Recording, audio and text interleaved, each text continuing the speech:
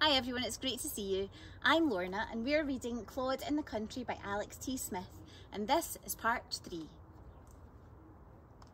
The next job was the horses.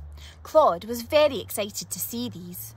All the cowboys in the film he'd watched the day before had ridden horses and looked very smart doing so too. These horses need a bit of exercise, explained Mrs. Cowpat. Would you like to take them for a ride? Claude nodded excitedly, but Sir Bobblysock declined politely. He'd ridden a horse before and it hadn't ended well, so he decided to sit on the fence and have a chocolate eclair instead. At first, Claude enjoyed his horse ride and felt just like a cowboy. He even found a lasso in his berry, which he waggled above his head enthusiastically. Then, unfortunately, the horse got a bit carried away and Claude didn't enjoy the ride half as much.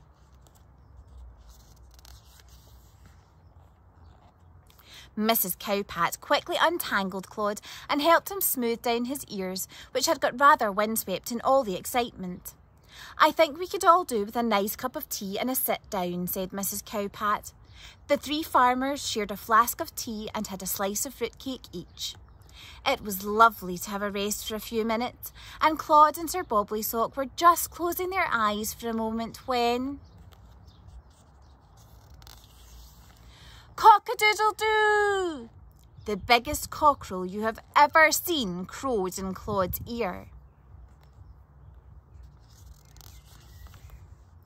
It frightened the life out of him, and Sir Bobblysock was a nervous wreck. He'd never been one for sudden loud noises. A grasshopper had leapt out at him once, and he had had to take to his bed for 3 days with his eye mask on and the relaxing sounds of the rainforest record playing in the background.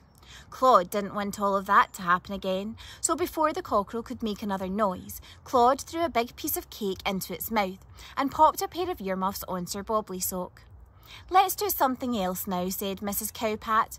"Something a bit calmer, perhaps."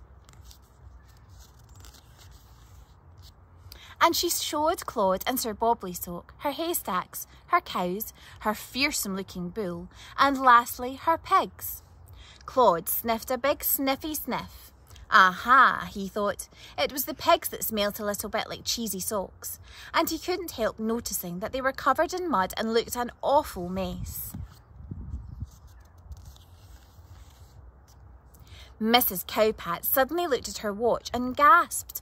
"Oh my goodness," she cried, "the county fair is about to begin and I haven't got everything ready.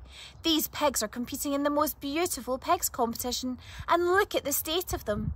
Would you mind giving them a quick wash whilst I go and check that all the stalls have been set up properly?"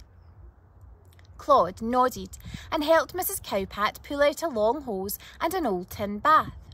"Thank you," she said, dashing off. "I'll come back in a few minutes and see how you're getting on." Claude looked at the mucky pigs. Then he looked at the old tin bath. Then he looked at Sir Bobblysock. And Sir Bobblysock looked back at Claude. Then Claude popped his berry under his jumper, tied his ears above his head, pushed his sleeves up and set to work. When Mrs. Cowpat came back, she wasn't at all expecting to see what she saw. "Oh," said Mrs. Cowpat, "they look lovely." But she couldn't say any more, as the clock struck 3 o'clock and the county fair had begun. Join me for part 4.